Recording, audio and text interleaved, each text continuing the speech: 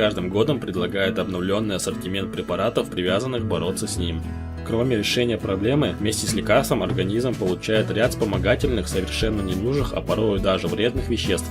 Поэтому рассмотрим вопрос о том, как вылечить кашель в домашних условиях без таблеток.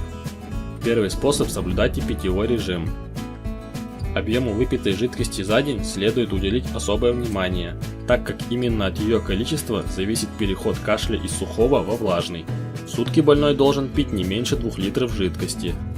Второй способ – создать оптимальную влажность воздуха. Чтобы повысить влажность воздуха, нужно регулярно проветривать помещение или периодически заносить в комнату емкости с закипевшей водой. Также можно развесить мокрое белье на батарее, но проще купить увлажнитель воздуха. Он пригодится вам не только во время кашля, но и просто когда в комнате не хватает воздуха. В общем, незаменимая вещь. Третий способ – совершать ингаляции для прогревания грудной клетки. Прогревание верхних дыхательных путей полезно проводить с помощью ингаляций. Для раствора успешно используют отвар ромашки с эвкалиптом. Также можно использовать эфирные масла, добавляя их в теплую воду на пол-литра жидкости 2 капли масла эвкалипта. Четвертый способ – горячий душ. Если кашель без температуры и не имеет отношения к астме, то можно принять горячий душ. Хорошенько пропарившись, вы почувствуете, что дышать станет легче. Особенно хорошо этот метод подходит для лечения сухого кашля в домашних условиях. Пар помогает успокоить навязчивый приступообразный кашель, очистить пазухи носа и вывести мокроту из горла и легких.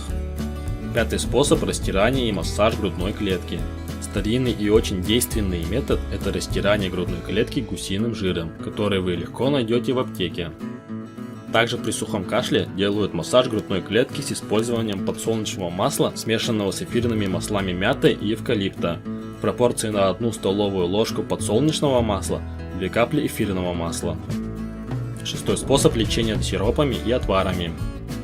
Основной ингредиент домашнего средства от кашля – это мед. Смешайте его с лимонным соком или добавьте его в теплое молоко. Но помните, что такими напитками не следует лечить детей до 3 лет. Лекарственные травы от кашля – мята, ромашка, пустырник, шалфей, укроп и прочие.